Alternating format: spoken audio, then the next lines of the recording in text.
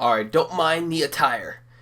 I'm about to head to the gym, so hopefully you don't mind that. Alright, welcome back to the channel, everyone. Today's review is going to be on Tales of Zestiria Season 2, Episode 6. That is right. So, this episode, to be quite honest with you, it was a little bit boring. I mean, like I have stated before, Tales of Zestiria Season 2 has not really been, that great in my opinion. I mean, maybe you will disagree with me on that.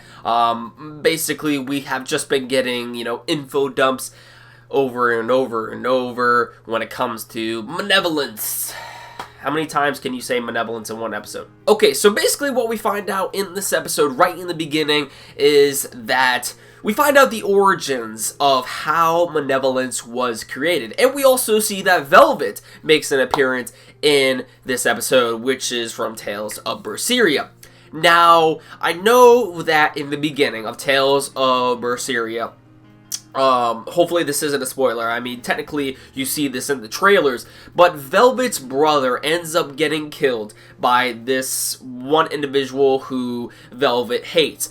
And her negative emotions, her hatred towards this person who killed her brother, is kind of like a catalyst to how the Malevolence ended up starting in the first place. Of course, there were other reasons as to how Malevolence started, but Velvet was basically one of the catalysts in order to spawn Malevolence throughout the world. So, not gonna lie, that was actually pretty interesting. That I thought was kind of cool how they went over that in the episode. Also, Saray and the gang are kind of worried about Alicia, and by the end of the episode, we see that they're on their way to finally go see the princess. Alicia, help her out where she is located at, and just getting her out of the situation she is in.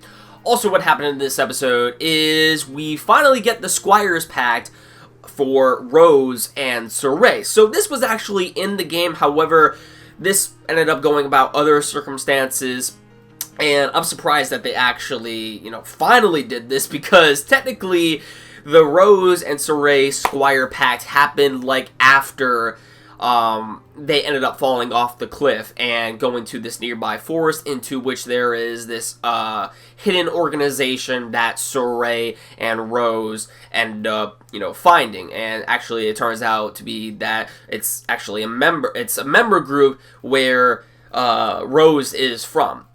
We learn a little about the characters within that organization, and then they find out how to make the Squires Pact with Rose.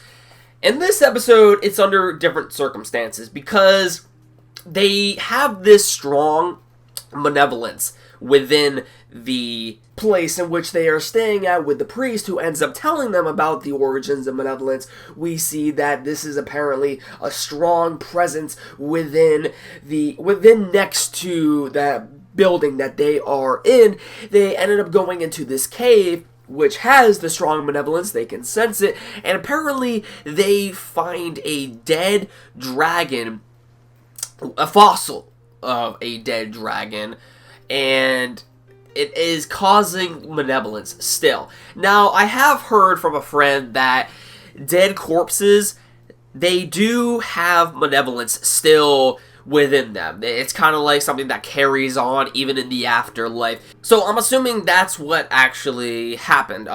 Basically, the dragon was causing malevolence, and Saray ends up purifying it, which we see that Saray and Rose finally make this pact, the Squires Pact, into which Rose can be granted power to support the shepherd, kind of like how Lila, Mikleo, and also Edna end up helping out the shepherd. She ends up finally seeing the Seraphim, like Dezel, her guardian angel, so to speak, but while, she has the support she can give to Saray, and a power, that, especially how she can see the Seraphim, at the same time, if the shepherd ends up dying, then all of the other people who support the shepherd technically die off. So I guess that basically Saray's spirit, if he dies, will end up carrying off to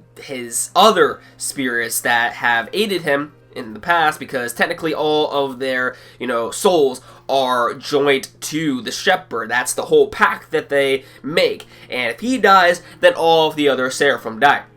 So that was kind of interesting, I thought. I don't really recall that in the game, and also from my friend, he hasn't actually heard that from the game as well. So he thought that was kind of off-putting, I would say. It wasn't really something that he saw in the game, and kind of wasn't even revealed. I could be wrong on that. Maybe someone who has played the game can actually clarify that in the comments down below, but that's at least from what I heard. So, yeah, that is pretty much the end of the episode. I thought that actually this episode was kind of interesting in terms of the info dumps that, we ended up getting, but that's technically all Tales of Zestiria Season 2 has been. Season 1 was actually pretty good, I thought. Season 2, it hasn't been living up to the expectations I thought it would be. I mean, later down the line, we might see the action, but so far, we haven't seen, any fights within this, season so far. I mean, we have seen them to a certain extent, but they last only like a minute or two. And they really, at the same time, do not really correlate to the overall story. Sometimes it's even unnecessary, I think. I don't know. Just basically, Season 2 has been getting info dumps to the viewer, and try to make the viewer think that, this stuff is interesting for the overall story of Tales of Zestiria, but at the same time, they don't show any of the fights in moderation that should actually be worth to the plot. So Ray and the group should actually be fighting the Malevolence, but instead of fighting the Malevolence, they talk about Malevolence like 20 times in one single episode. It's like, I finally get it. I know that Malevolence is causing, pain in the world. I know that people's negative emotions end up spawning the Malevolence, but at the same time, you don't have to clarify the Malevolence every single episode. It just gets so annoying. The viewer knows this already. So let's actually see the Malevolence, bring about in the episode for, conflict for the group. I mean, all I'm saying is that there should be at least fights, also with info dumps, correlating for the overall story. It has to be used in moderation, and so far I haven't really seen any of that. Maybe we will see it in the later episodes later down the line, but even so, I don't think, it's gonna, actually be beneficial, even later down the line, because it's actually too late. Because I'm pretty sure in the next episode we're gonna see more information about how, this all correlates to, the plot, and it's just going to drag on. Malevolence is going to be brought about every 20 or so times. I don't know. That's at least my opinion. I don't know. Maybe you will disagree with me on that. But so far, I think Season 2 of Tales of Zestiria has definitely been letting us down. But I don't know. Let me know your thoughts in the comments down below as to what you think of the series so far. What are your predictions for the next episode? And just, how did you feel about this episode in general? Let me know in the comments down below. Thank you all for watching. I will catch you all in the next one. Off to the gym.